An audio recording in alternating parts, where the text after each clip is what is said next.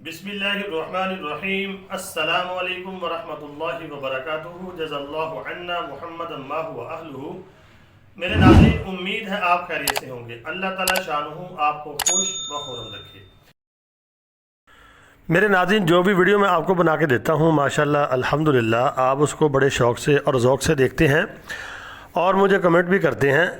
मेरी समझ ये मजबूरी है या मैं माज़रत चाहता हूँ आपसे कि बाज़ औक़ात ऐसा होता है कि मैं अक्सर ही ऐसा होता है कि मैं कमेंट का जवाब नहीं दे पाता, लेकिन मैं आपको एक बात बता देता हूँ कि अल्हम्दुलिल्लाह मैं आपके कमेंट सारे पढ़ता हूँ और जिसका जवाब देना मुनासिब यानी कि ज़रूरी होता है मैं दे देता हूँ। तो बाज़ कमेंट ऐसे होते हैं कि यानी कि एक ही मौजू के ऊपर कई लोग कमेंट करते हैं। जैसे कि अक्सर दोस्तों ने पूछा था कि फ़ितनों से बचा कैसे जाए। तो जब ऐसे कमेंट बहुत ज़्यादा आते हैं तो फिर मैं कोशिश करता हूँ उसके ऊपर एक वीडियो बना दूँ। तो आज की जो मेरी वीडियो है उसका टाइटल और मौजू भी यही है कि दोस्त पूछते हैं फ़ितनों से कैसे बचें। तो कोशिश करूँगा कि इसके ऊपर मैं आपको थोड़ा बहुत यानी कि रोशनी डाल सकूँ। फ़ितने मेरे नाज़रीन, आपको पता है नबी पाक सल्लल्लाहु अलैहि वसल्लम की अहादीस हैं। आपने फरमाया कुर्ब क़यामत फ़ितने तुम्हारे ऊपर ऐसे गिरेंगे जैसे बारिश के कतरे गिरते हैं। तो हालात ऐसे ही बन रहे हैं, हालात इतने ख़राब होते जा रहे हैं कि आप सोच नहीं सकते। तो मेरे नाज़रीन, फ़ितने हैं क्या?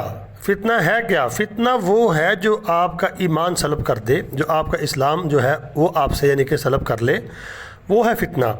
अब फ़ितने के मुख्तलिफ़ रंग हैं, मुख्तलिफ़ तरीक़े हैं। आप देखते हैं कुछ लोग दावे कर रहे हैं नाउज़ुबिल्लाह ये भी फ़ितने हैं, कुछ इमाम महदी होने के दावे कर रहे हैं, कुछ यानी कि नाउज़ुबिल्लाह नबूवत के दावे कर रहे हैं, शराब का आम हो जाना, ज़ना आम हो जाना, बेहयाई आम हो जाना। क्योंकि बेहयाई जो है ये भी इंसान को अपने ईमान से दूर कर देती है। और झूठे किस्म के पीर जो हैं वो भी एक फ़ितना होते हैं जो लोग गुमराह करते हैं। और इसी तरह कुछ लोग होते हैं जो यानी थोड़ा बहुत इल्म उनके पास होता है तो उसके ज़रिए से लोगों को गुमराह करते हैं। तो फ़ितनों के मुख्तलिफ़ तरीक़े हैं जो लोगों को गुमराह करने के लिए यानी कि पैदा किए जाते हैं। तो इसमें जो सबसे बड़ा फ़ितना जो इस वक्त जन्म ले रहा है और तेज़ी के साथ पूरी दुनिया में फैल रहा है वो है भूख, अफलास, बेरोज़गारी और मईशत की तबाही, कारोबार तबाह होना, नौकरियां फ़ारिग होना। ये इतना बड़ा फ़ितना है कि हमने इसको सीरियस नहीं लिया। यकीन करें ये बहुत बड़ा फ़ितना है। दज्जाल के बारे में अहादीस में आता है कि जब दज्जाल आएगा तो उस वक़्त दुनिया में कहत पड़ रहा होगा, भूख होगी। वो जो कहत होगा वो कहत यानी कि मसनूई डाला गया होगा, यानी कि उनके पास हर चीज़ मौजूद होगी। अब भी आप देख लें, पाकिस्तान को देखें, पाकिस्तान के पास, हिंदुस्तान के पास गंदम नहीं है, बहुत गंदम है, लेकिन उसका कंट्रोल किसके पास है? जिनके पास कंट्रोल है वो चाहते हैं तो गंदम मिलती है वरना नहीं मिलती। वो चाहते हैं हमें गैस मिलती है वरना नहीं मिलती। तो जब दज्जाल आएगा तो मसनूई कहत डाला जाएगा और उसके पास कंट्रोल होगा। अहादीस के अंदर आता है कि जिसको चाहेगा वो यानी देगा, खाने पीने की चीज़ें जिसको चाहेगा नहीं देगा। तो इससे मालूम हुआ कि अहादीस से कि भूख जो है, अफलास है, ये दज्जाल का सबसे बड़ा हथियार होगा। तो मेरे नाज़रीन, भूख अफलास इस वक्त बड़ी तेज़ी के साथ, ये फ़ितना बड़ी तेज़ी के साथ यानी कि परवान चढ़ रहा है और मुल्कों के मुल्क अपनी लपेट में ले रहा है। अगली वीडियो में मैं आपको बताऊंगा कि पाकिस्तान के ऊपर फ़ितना दज्जाल ने इतना बड़ा हमला किया है कि हमें पता भी नहीं है।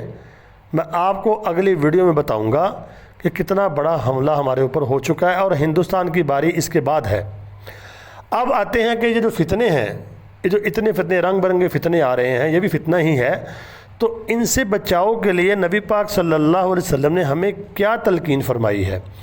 तो सबसे पहले मैं आपको बताना चाहता हूँ, आप अपने कान खोल के, दिमाग के कान खोल लें, अपने दिल के कान खोल लें, इसको समझें कि इस फ़ितने से बचाव एक ही रास्ते पर है, वो है नबी पाक सल्लल्लाहु अलैहि वसल्लम की ज़िंदगी, आपकी सुन्नत। तो आपकी सुन्नत में क्या है, आपके तरीक़ों में क्या है, क्या क्या चीज़ें हैं।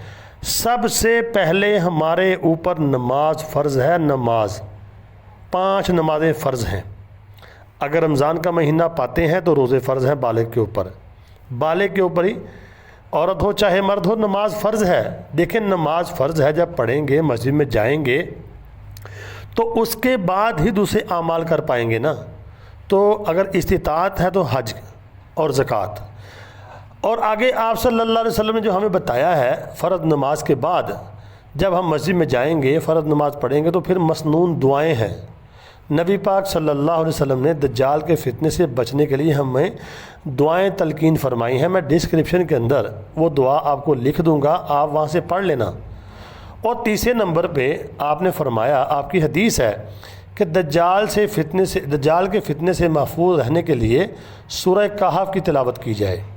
جمعہ والے دن سورہ کہف کی تلاوت اگر پوری نہیں پڑھ سکتے کم از کم ایک رکوع آپ نے لازمی پڑھنا ہے، تو اللہ آپ کو دجال کے فتنے سے بچا لے گا۔